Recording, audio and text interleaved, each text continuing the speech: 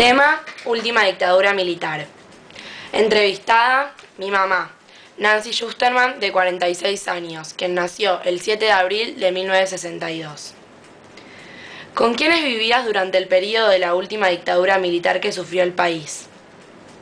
Bueno, yo en ese momento vivía con mi familia, estaba compuesta por mi mamá, mi papá, 2 hermanos varones y mi hermana menor. ¿Dónde vivías en ese entonces? Vivíamos en una casa en el barrio de La Paternal. ¿A qué se dedicaban tus padres? ¿Cómo influyó la situación del país en tu relación con ellos? Mi mamá se dedicaba, era ama de casa, y mi papá era industrial. La situación del país en ese momento no influyó demasiado en mi relación con ellos.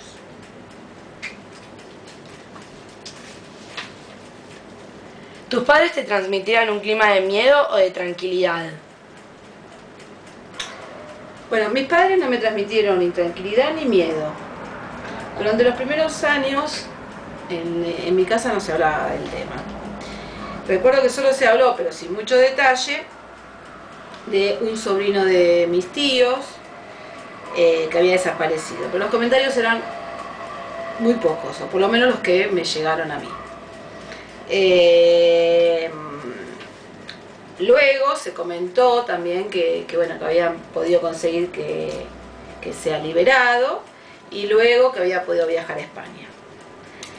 Pero todo esto dentro de un clima de no demasiado diálogo ni demasiada conversación al respecto. Comenzó a tomar otra dimensión recién en la época de la guerra de las Malvinas. Claro que mi hermano mellizo fue convocado como parte de la reserva. Durante ese periodo viví momentos realmente de mucha preocupación, angustia e incertidumbre, porque la verdad que temía que mi hermano podía ser transferido al sur en cualquier momento. Por suerte no ocurrió, pero en más de una oportunidad el grupo donde él estaba estuvo a punto de partir.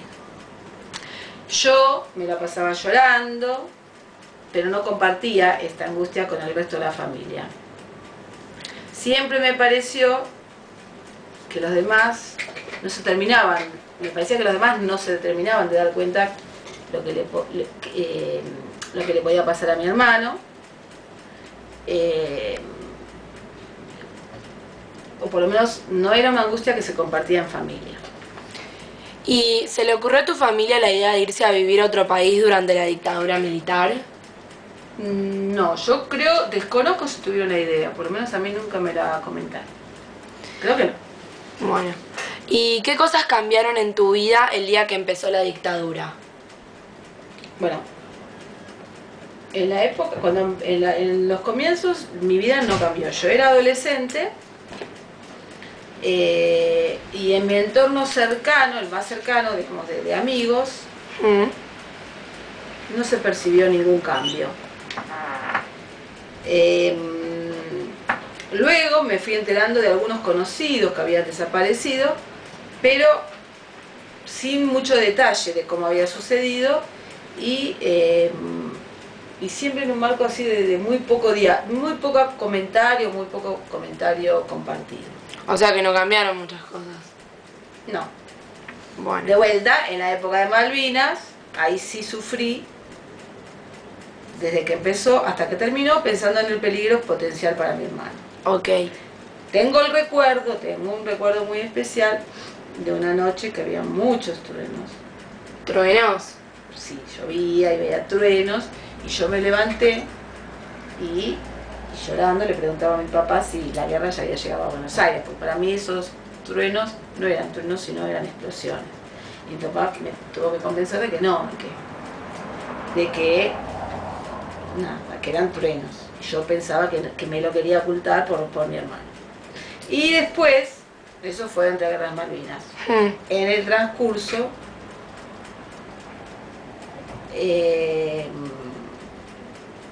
viví el Mundial 78. ¿Y cómo era un día típico en tu vida en esa época? ¿Normal, digamos? ¿O cambiabas algún tipo de hábito en tu vida? No, fue el mismo de siempre. Bueno. ¿Y cómo se vivió, según tu punto de vista, el Mundial durante esta época? Bueno, en mi caso el Mundial lo viví, por un lado yo lo viví de forma particular, porque fui elegida para participar en la ceremonia inaugural. Claro. Hecho que por un lado me llenó de orgullo y me hizo pensar, seguramente debes estar saliendo tu pelo, me hizo pensar en desviar el centro de atención y pensar en que iba a participar en una ceremonia y que iba a estar en un hecho importante.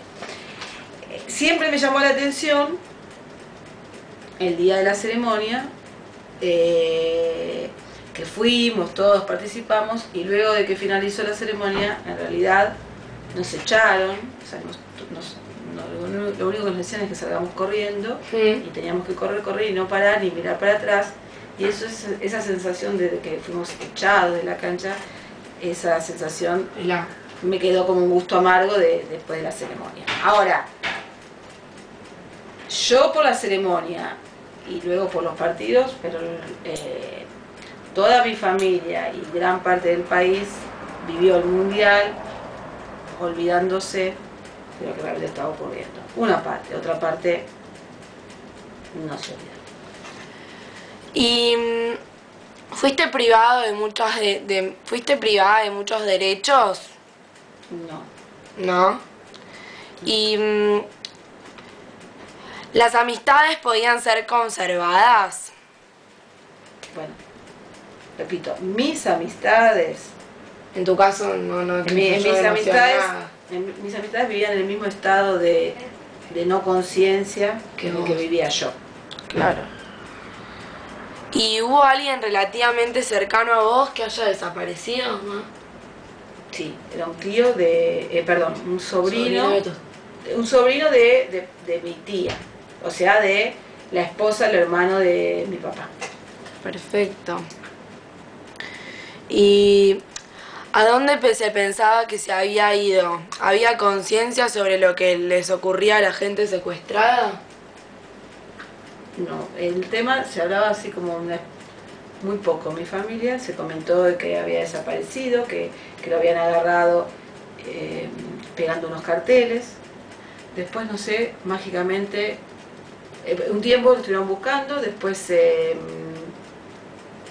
supe que lo habían encontrado y mágicamente, no sé bien cómo fue, pero lo pudieron liberar y llevarlo, inmediatamente lo llevaron para vivir en España. Y en España después se destacó, fue el baterista del cantante de Roque Narvaja. Nunca se supo bien qué había pasado o qué no había pasado. ¿Y qué información tenías sobre lo que estaba pasando? ¿Estabas al tanto de todo? ¿O? No tuve demasiada información adicional. Luego